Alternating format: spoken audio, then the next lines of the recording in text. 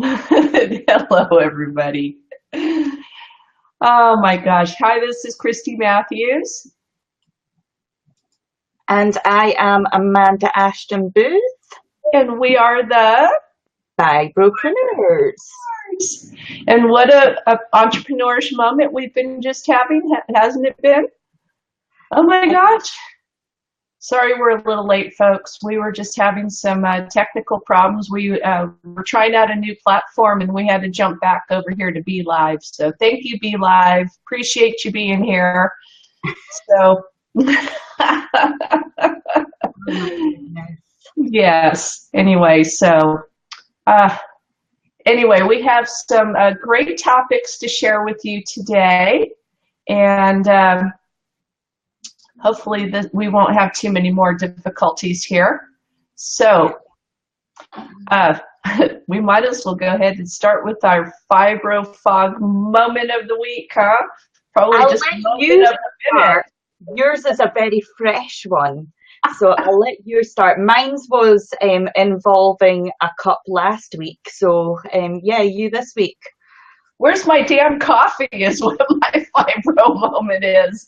I just poured a cup of coffee and it's just like, where the hell did I put it? I have no idea where I put the coffee. I went ahead and I even had to make sure that she actually made the coffee and she isn't looking for an invisible cup of coffee, because I know I've done that before. Well, and I actually was, we have a prop that we're going to show you on a little bit later into the show. And as I was showing Amanda my prop, I realized I had half of my prop on. And I'm going, oh my gosh, I don't have my prop on. So I ran through the house, grabbed my cup of coffee, and I have no idea where I put my coffee. But I got my props on. So what can I say? That's my FibroFog moment of the moment. Well, your one will make your one the kind of funny one, the upbeat one. My one is a bit embarrassing and made me feel a bit stupid. And there's always those ones that make you feel a bit silly in the moment and deflates you a little bit as well. So it takes a little piece of your soul. Yeah. I had a traumatic day the other day. I was a hospital appointment, and it was the gynecologist I was speaking to for good old women's problems, and he asked me what every woman should really know is the day of my last period and my menstrual cycle and everything. And I was like, I have no idea. I goes, but I do know that I'm due my period around the 11th. It was my mother-in-law that told me that. And I felt so stupid. And I was having to then explain to the doctor, look, I have fibromyalgia, so I seem a bit kind of dipsy-doty at times because I just can't remember things. So that was my silly kind of oops. Yeah. Stupid brain. It is frustrating, and I've got another one. Can I give another one? Yeah. And I think most people can relate to this. And it happened with somebody that I happen to really like and know them fairly well. And I think that this person may have just been having a bad day, and maybe just didn't even realize what they did. But and I have to say, I think having fibromyalgia makes us just a little self-conscious about ourselves. Mm-hmm. And so, no surprise, I've been having some difficulties the last couple of weeks, just struggling with a few things and just trying to get some things done. And I've been in this zero-level marketing mode where I'm just getting the bare minimum done, the most important things done. And everything that just didn't have to get done was not getting done. And so I was asked when this particular thing was going to get done, and I said, well, I'm kind of going through a little bit of what I call electrolyte imbalance, which was true, and I'll have to share that with you on another maybe next week sometime, what that was all about. Mm-hmm. And it took me a little while to figure it out, but it really knocked me down, and it caused a series of things to happen with me. And all I got was, oh. And that proverbial oh just sat with me for a while. It's just like, that is the one thing that it just is like putting fingernails to chalkboard. Mm-hmm. Back in the old chalkboard days, is like, that is just like running them down the chalkboard, and it's like screeching in the back of my head.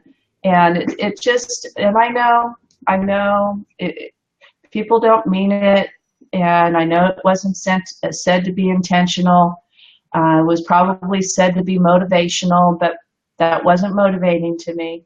I'm probably my own self-motivator. I don't need anybody putting a foot up my behind to get me motivated. I'm pretty good about that myself.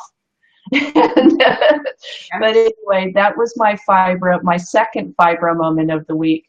I'm going to close this window a little bit because the garbage trucks are coming. Excuse me for just a second. There we go. A little bit less noisy. Sorry about that, guys. So anyway, kind of interested. How many of you guys have been taking different types of medications? Amanda, what kind of medications have you tried down the years for dealing with the fibromyalgia? Well, I was in my teens when I started taking antidepressants, and I wasn't stable in taking them either. I would stop taking them, and then I would be given other ones to try, and then I was just like really all over the place with medications. When I became diagnosed with fibromyalgia in 2011, I was sat down by the doctor to speak about the importance of taking the antidepressants, and I was put on venlafaxine. And that was supposed to help with pain and sleeping and weight loss, which actually my weight went piled on when I took them. I was like that 1% that it has a total different effect. I was on Tramadol for pain. I've been on diclofenac for inflammation. Mm-hmm. I have been on Gabapentin, anti-seizure medication to help with the twitches, the spasms in the muscles. However, when I stopped taking the Gabapentin, when I stopped taking the venlafaxine, that's when the spasms stopped. Yes. It was the venlafaxine that was causing the spasms. Right. Also Phetulium D3, which is a vitamin D, and I would bore you to tears with the medication because I'll be here all year, but there has been lots of other ones. Those are the main ones, though. Yeah. Oh yeah, and there's been there as well the tranexamic acid, which is that's to help with the time of the month. I see. As well. Yep. Okay. I kind of went down the same course. Oh, I'm getting some feedback. Let's see. Is that me or you? Let me turn this down. Is that a little better? Okay. Oh, just to add, I'm on none now. Good. I'm on none now. None of them. Okay. Excellent. Yeah, when I first started, they started off with an antidepressant, but I don't think it was just because the doctor I started with was pretty cool. I was pretty upset emotionally, so an antidepressant was something that we both agreed on, but he knew that there was more going on, so he did some things like making sure my thyroid was properly managed and things like that, which was not. And so he did a lot of baseline things to make sure that there were not other things contributing to the fibromyalgia problems, and that before he was comfortable diagnosing fibromyalgia. And then when that happened, you know, I went through, first of all, because I had an injury, a neck injury, so of course I was put on opioids, and that was a course that I had stayed on for quite some time. And then, in addition to that, taking the opioids, I was on Cymbalta. And Cymbalta, let's see, they started off with Celexa and opioids. And then I had, of course, some muscle relaxants and a whole bunch of other things that I don't even remember at the time. I did do the Gabapentin, called Neurontin here. And then over a period of time, I'm going to say about 6 years ago, my doctor started tapering off of the opioids because I was pretty upset about having to pee in a cup. They were getting to a point to where you had to start peeing in a cup before they would give you another opioid prescription. And I wasn't even taking the opioids as prescribed. I was cutting them in half because I didn't want to become addicted to them. So I felt like a criminal. I really did. So they were basically acting like they had turned you into a junkie, really. Well, no, well, I didn't want to be turned into a junkie, but they were treating me as if I was an abuser, and they treated everybody who was on opioids. I wasn't singled out. Everybody who was given an opioid had to sign a contract that their urine would be examined for drug use. And because they didn't want to have people dying on, you know, under their watch because, you know, people were taking opioids and other things, and they were ending up in the emergency room, and many of them were dying. And that's just something that they didn't want to have happen with their patients. So that I was very offended by that because I've always been compliant with my medication use, and I was just, I'm going, this is just not going to fly with me. I mean, I feel like, you know, I haven't even been in a court of law to have a judge tell me, hey, you got to go pee in a cup. And I'm having my doctor tell me I have to do this. This is not okay. So then my doctor says, well, let's try Tramadol. You're not going to have to pee in a cup with Tramadol. I'll go, okay. Because Tramadol doesn't give you that feel-good feeling from the opioids as you would get from Tramadol here has been a kind of a black mark type thing where we're only allowed a certain amount at a time. You know, you used to get a pack of them, and then I think it was about 2 years ago, 2.5 years ago, that came into play. Yeah, here too. You know, my doctor, when she got me on Tramadol, she says it's what it does is it's still an opioid derivative, but it's not the main opioid component like it is with oxycodone or Vicodins and that type of thing. But nonetheless, if you go into somebody, maybe a physician's assistant or somebody like that, they're going to say, oh, it's an opioid. And so still, you know, you're dealing with that stigma. So I got off of that. And then I went and I tried Lyrica. Lyrica made me want to eat a cow. I gained like 45 pounds on Lyrica. That didn't do a darn thing for me, and it made me a little cuckoo. And then I tried Savella. That didn't do a darn bit of good for me. And then I went and did Amytripiline. And I got to say, Amytripiline, even though it's an antidepressant, it worked the best. And it's an old drug. It's in the tricycline antidepressant category. Great. But I gained weight. It was a very slow weight gainer. So the weight gain I had from the Lyrica and having it compound with the Amytripiline, something had to give. So, and just recently, up until this year, I was able to start shedding those pounds off. And we've shared that with you on another show already. But that's been my journey. And now I am off most of the medications. I still take a couple of other residual type of things, like with the digestive issues that we'll talk about on another show. But I'm down to just a couple of medications now. How do you feel, do you, like for me personally, I feel like I am more alive Oh, Like, definitely. it was like Oh, I yeah. was like a zombie. You know, Yes, there was no emotion, no, you know, like the emotions were guarded. And if there was any emotion, it was just crying. I slept for 4 or 5 hours a day, I and then love I'd get up sleeping. and just struggle to get through a few things, and I'd go back and sleep another, I don't know, 10 hours a night. It was just a horrible existence.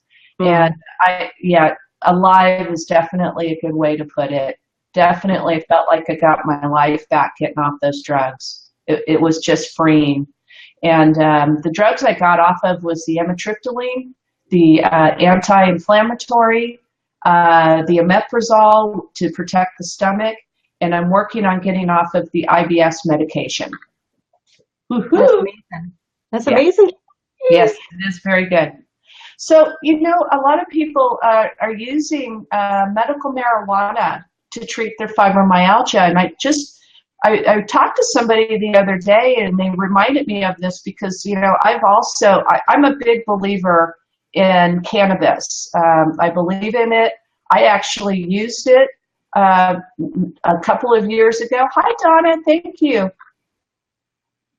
You definitely have that bounce in your step. Thanks. That's my best friend there. Excellent. Um, I'm a big believer in cannabis as long as it's, not for the purpose of getting stoned, so to speak, but for Mm. relaxation and all that. But there is a big stigma with using medical marijuana and the smoking and the smell of it and all of that. But I'm kind of more of a proponent of CBD oil and the cannabinoid. Let's see if I can say it. The cannabinoids, I believe. The the CBD oil is the difference is it's not giving a stoned effect because it's Right. missing the THC. So Correct. that's the thing because it's the THC which is killing people's brain cells when they're sitting getting stoned, you know, all the time. That's the difference. I mean, there's a lot of controversy over CBD oil. However, even in the UK now, there's a chemist down the road, and it's actually selling the CBD. People just aren't aware of exactly what it is and what the difference is. I Yes. did speak the other week there, actually, Christy. I spoke to the owner of the chemist because he comes into the community centre. I spoke to him and I did ask him. Obviously, he cannot disclose like whether it works or anything like that, but I did ask him cleverly, how well does it sell? And that was my answer. And he says, well, it sells very well. So Yes. it's obviously doing something good. All you do is you put a couple of drops a day, or at certain times a day, 2 to 3 times a day under your tongue, and that's it. Now, have you heard in the UK about was a young lady a little girl, she's about 3 years old, having repeated epileptic seizures. I mean, she was having, I don't know, multiple seizures a day. This poor girl, she was probably going to die of epileptic seizures. And her mother was, I believe her mother's a pharmacist. And she had somebody making her daughter CBD oil. And she was just at wit's ends, and she did a lot of research. She and her husband had decided to try this. And the daughter's epileptic seizures had started to reduce down to 1 to 2 a day. I mean, Wow. she was having, I can't even count how many. This poor girl, it seemed like she was in more epileptic seizures than she was at rest. And stress can trigger that as well. So the CBD would give a calm as well. Well, it's something they have done so much research on it because of all of the properties in it. And this is why I think here in the United States that they're softening up on the research around industrial hemp. And, because it's still here in the United States considered as a class 1 controlled substance, some of the research is still a little bit difficult to get out on it. But the CBD oil, it has gone around like, viral here in this country about how well it has helped, especially those with epilepsy. And this particular young lady is like she was the nexus for making change and changing people's hearts and minds to the attitude of CBD oil. And it is now, I don't know how much the claims are, if this is directly responsible or not, but it has been known to help people with cancer, people who are having epilepsy. Even the medical marijuana doctor that I spoke with had told me personally, he goes, I would rather see you take CBD oil, because he had said in his research and the things that he's reading, he'd rather have his patients take the CBD oil rather than smoke, vaporize, or do anything else with the plant in and of itself.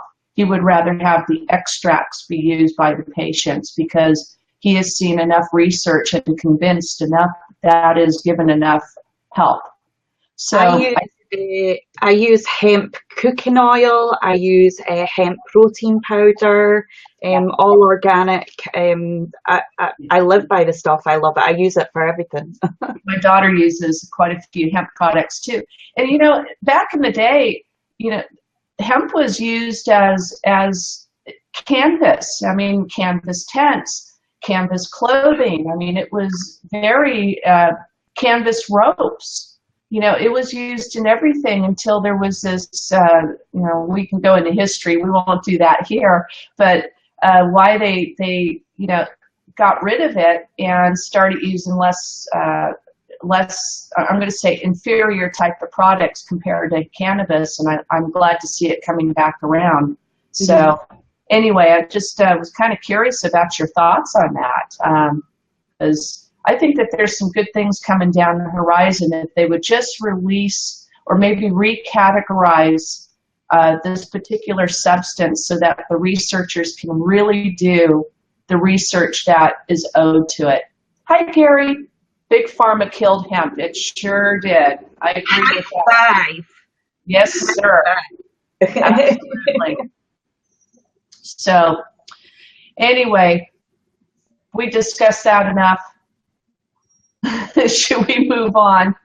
Yes, definitely. Well, this other thing's kind of a pet peeve of mine, as marketers. We love looking at marketing opportunities and being online marketers. There's nothing wrong with finding an affiliate product that you believe in and you want to market. Maybe even like CBD oil, you might find something like that you wish to market, and if it's a product you believe in. Well, there's a big movement going on here in the United States and maybe across the pond in your area too, Amanda. But here's the thing that bothers me with this, and I think as marketers we need to be true to our marketing message, especially us with fibromyalgia, who is very sensitive to ingredients that are in their products. Mm-hmm. This one company is out there saying that they're saving people, they're helping people make money, and they're making their homes toxic free and so forth. And I was pretty excited when this opportunity came my way too. And their number one product, best-selling product, happened to be a petrolatum product. And guess what? I am allergic to petrolatum products. Petrolatum is not a toxic-free natural product. It is a refined product. It is petroleum. And even though a lot of our medical products are made from petrolatum or mineral oils or things like that are used in medicine, they are not natural. They are refined, come out of the earth, have been made in a refinery, and they maybe have been purified as much as possible, but it does not mean that they're not toxic free. And I'm a very good example of that. I've had my abdominal wall reconstructed because I had a hernia patch in there, and it kind of, I was very allergic to it, and after a number of years I had to have the whole thing reconstructed. And so when I heard this marketing message, I was very disturbed by that because the company is out promoting itself, saying that they can save you a lot of money because you're using concentrated products on the same things that you can buy at Walmart and other big box stores that we're all shopping at anyway, and save ourselves some money. But they're using high quality products, but they're working around lawful marketing labeling. And in this particular case, although petrolatum is used like in Vaseline and Vicks VapoRub and things like that, and might be used in the medical world, I mean, people are still allergic to that stuff. And I had this person come on and try to tell me from this company, who was not a medical director, who was not part of the research team, just to try to tell me, well, hey, a lot of people buy this stuff. But she had no idea how it might be affecting people. And you know what?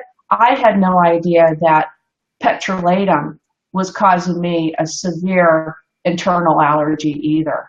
So folks, I just wanted to share this with you. You know, with us as fibromyalgia patients, there are just little things that can set us off. And it could be scents, it could be taste, it could be just things that we're using in our house to clean things. So we have a couple things that we wanted to share with you that are non. Yeah, could I comment on the marketing tip to do with products and things? Yes. For anybody who either has fibromyalgia or somebody that's a network marketer, okay? So this aims to both. For the person that is a marketer, when you see that somebody has fibromyalgia because they've shared something. Good point. This is my pet bugbear. It just irritates the living daylights out of me. We're not targets, okay? We're not cash machines, you know, we're human, okay? Now, if we want to use a product or if we want something, then there is better ways to have us see this product. Now, if you're a network marketer and you have a product that you think may help somebody, then learn how to market it well. Okay, yeah. Because if your product's really good, you'll be marketing it in the right way. And if I see that it's good enough, and if you are building an relationship with me, then I will sure see it, because you're sharing it in such a way, like on your wall, attraction marketing. But to message somebody, and I'm not angry if anybody's watching this and they know that they've done this to me. I'm not angry. I'm just sharing this because you don't know if nobody tells you, okay? Always needs to be somebody that mentions it for you to understand that. But don't go and message somebody, because it's really it's not very nice. Constantly having people message, oh, you suffer from fibromyalgia. Well, now my answer to it automatically is, no, I don't suffer. I manage mine very well. I'm medication free. Thank you very much. And that is my answer. So I kind of shut down. Whereas if somebody's sharing a post on the wall, I might actually write under the post and say, oh, tell me more about it, just because I'm intrigued to know more, and because of the way, and I respect the way that they've done it. Right. Okay, so I'll respect that, but you need to earn that respect. Now, people that have fibromyalgia, for you guys, if somebody messages you, or if you're sharing stuff and you're getting 10 billion messages, because you will if you're sharing that you have fibromyalgia, because there's so many people in health and wellness now. Businesses, you're going to get this every day. Don't just open your purse strings for everybody. Right. Do your research. Find out if this product's right for you. Find out that the reviews are real reviews. Right. Just be careful how you're just willy-nilly spending your money. So that's my input there. So true. You know, this is why I caught on to this particular product offering too, because I think the model is great and the people that are behind it are great. It's just that, you know, it's kind of like there's a leader and a bunch of sheep that are following along and maybe not really looking at the ingredients of all of the products that they really are marketing, and the marketing message is really not 100% true to what is in the products, although the products are very good. So I don't want to be negative about it. I just want to be true about what we're marketing, have integrity about what we're marketing. There's so much out there that what we can market. So, and we have a lot of choices. So we might as well choose the ones that we can have integrity with, right? Okay. The more we have integrity with, the better we feel about ourselves, and the more money that we can make, and the more people that we can help. So that's what it's all about. So we want to help people. We want to help people, you know, feel better and hopefully make their pocketbooks feel a little bit better too, you know. So it's a win all the way around. So kind of along that same vein, you know, how about your feet feeling better? I mean, my goodness, how do you feel about memory foam? I mean, oh my gosh. Yes. It's very hard to get my feet up like that. You know this. Because of that, I lost my coffee. You know. So you know, we have. yes. And we have these are my comfy you know, ones that are more like slippers. Okay, then I have my old tatty ones that I've used so much, and I just shove them on because they're comfortable and they're stuffy, and I don't need to worry about them getting trashed if I'm doing anything. And then I have my nice black ones, which can go with pretty much anything, and they're my newer ones. They're very nice. Yeah. I didn't go grab all of mine. I just got these ones right here, because I wear these out, and you know, they last quite some time. But yeah. I don't know, Amanda, I just kind of ran across these when I finally put them on, a couple of years ago. I guess when these first came out, it was like, oh my gosh, these are great. It's like walking on clouds. Oh, they are. You know, and I've been, you know, I don't go cheap on shoes. I like good, comfortable shoes, because I can't wear any others. When your feet hurt, your whole body hurts. So, I can't wear any other shoes. I had these ones for a year, and then I tried to put on other shoes, and absolute agonizing pain. I can't wear nothing but Skechers. Not a fashion statement, but boy, they really are, you know, they're very comfortable. There's some memory foam shoes that are actual shoes I've been looking at as well. Yes. That's my next on the list. Yeah, I think memory foam, you know, they're finding out that it's really, I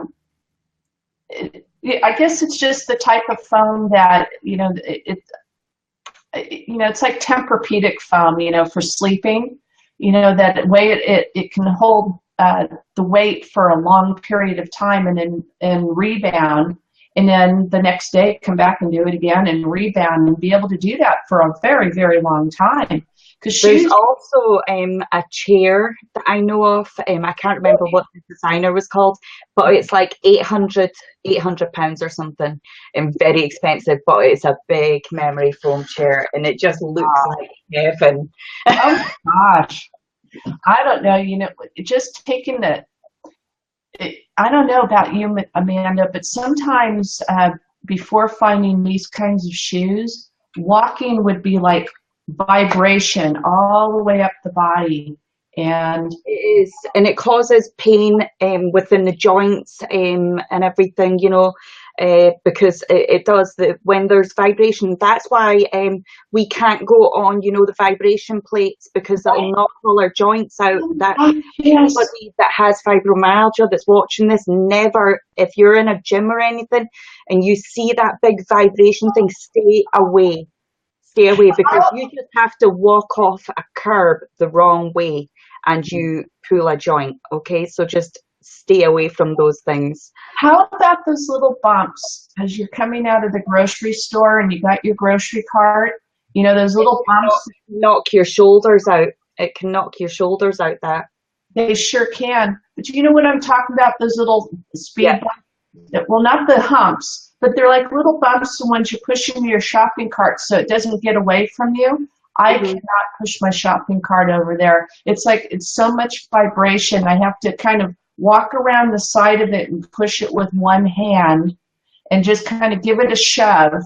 And so and shove my cart out into the street so that I can get across the parking lot, because just getting out of the store and through those little bumps, it's just the vibration is just horrible. So getting that vibration off my feet is just such a dream. Ah, what a great thing. Anyway, memory foam shoes. I'm glad that was a great topic that you brought up for today, because if you haven't tried these memory foam shoes, but by Skechers, right? I also have something else, a little tip.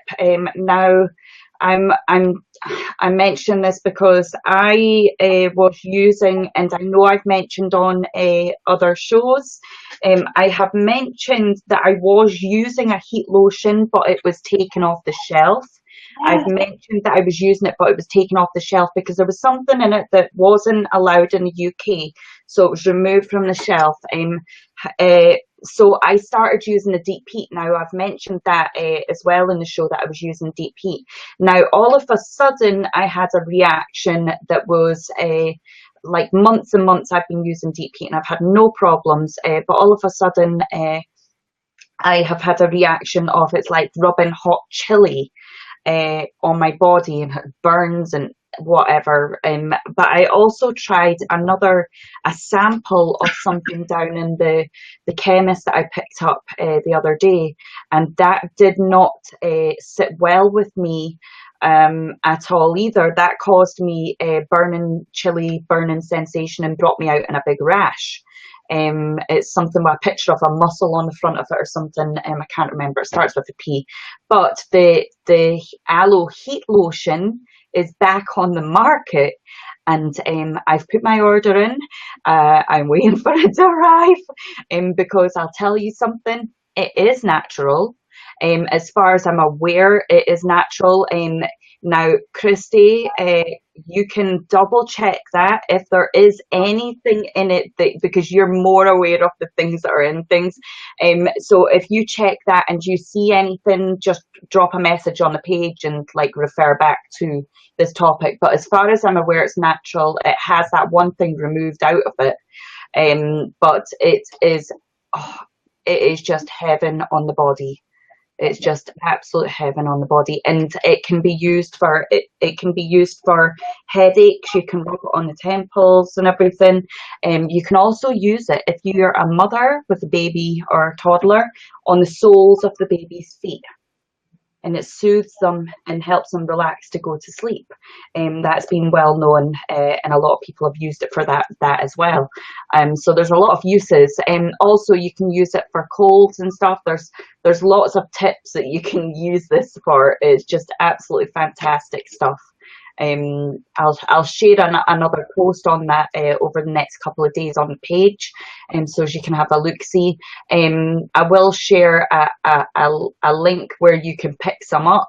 If you are in another country though, just pop your country below and say, I'm in this country, can you advise? And then I'll give you the right direction for which country to buy it from. That's very good. Michelle is talking about Tiger Balm. Tiger Balm is very, very good. It doesn't work for me. Yeah.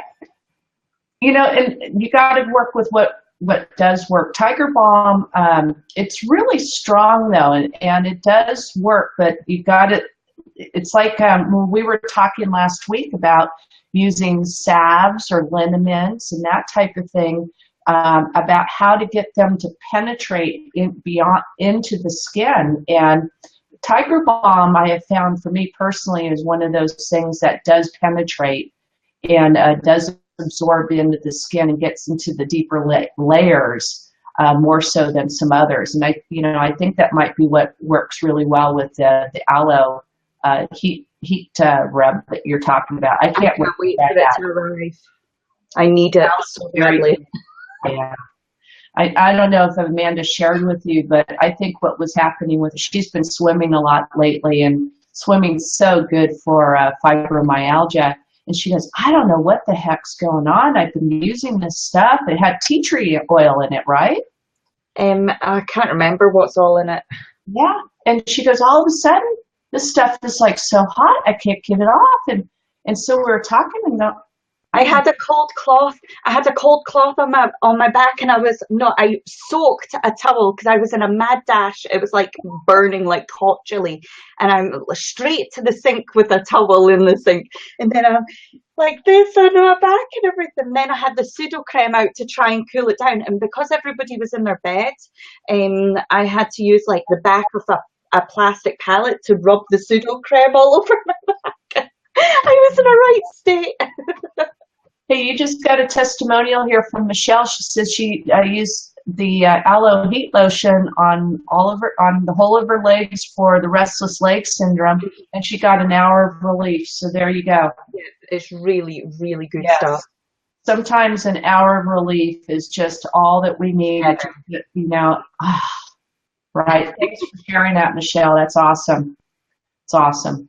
So, getting back on, I had a FibroFog moment here, but talking about the products earlier, we have a couple of little concoctions that we'll share up on the page so that if you want to make some toxic-free type of cleaning products at home for you, you don't have to really worry about, we'll leave them up in the page for you. Mm-hmm. So how would you guys feel? What would you ask if you had access to a pain specialist? If you had access to a pain specialist, what would you ask that person?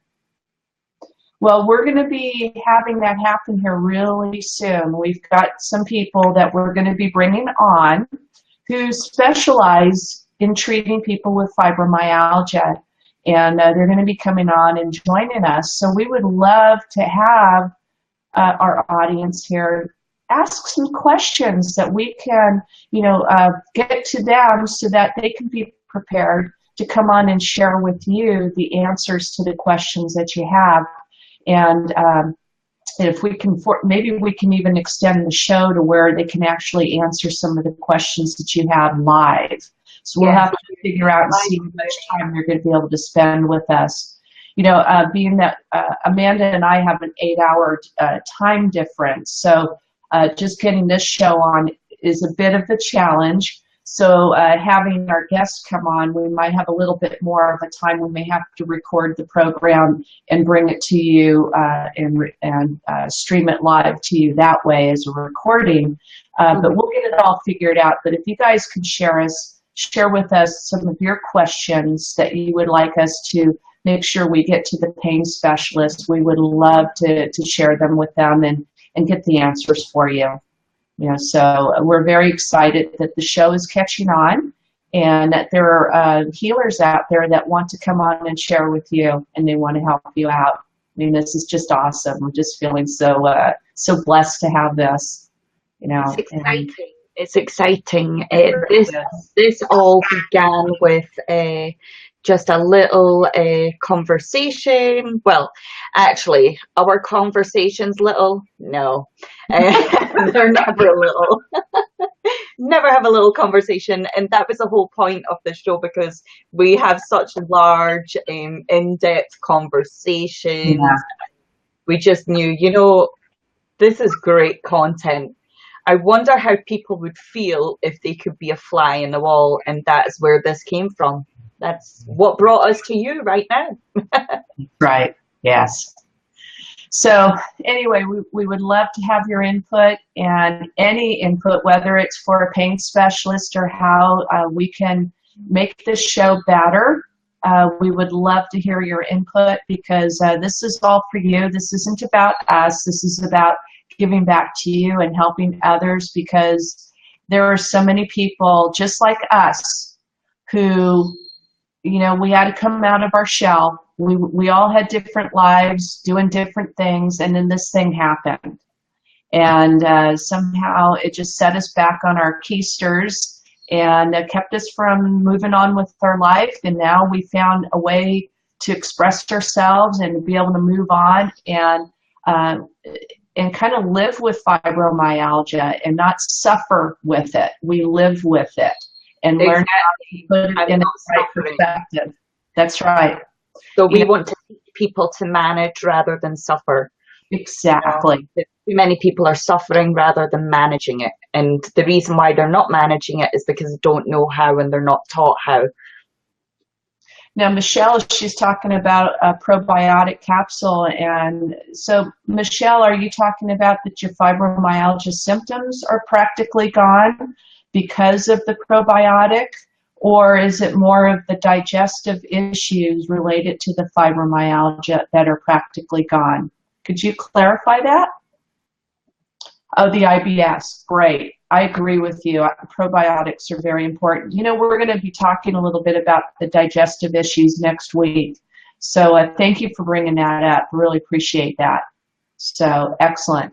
I have something really great I can offer for a digestive as well, actually. So that'll be a good topic. Yeah, it will.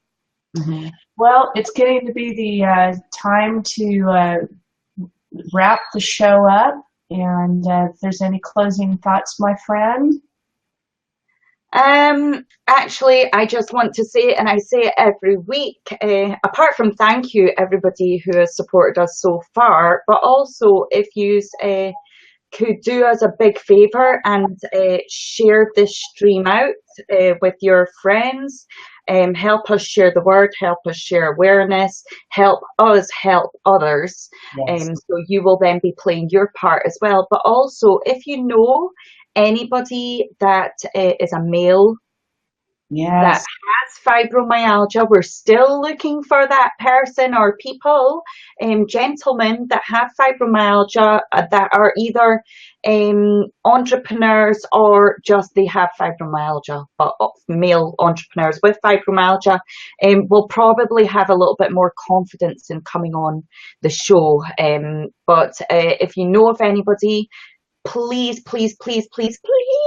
send them our way, and we'd love to hear from the guys as well out there, because they're kind of in the shadows and we want to bring them out as well. Yes. Thank you for your comments, Michelle. Really appreciate that. Appreciate you supporting us. Thank you, Donna, as well, my darling, for joining today. And who else was here? And Gary, thank you so much. Appreciate it. So anyway, go ahead and look for those topics up. We'll put those up into the page. We got a couple of recipes, you know, for house cleaning type of things. And thank you so much for joining us today. And we will see you next week. So take care, folks. Bye. Bye now.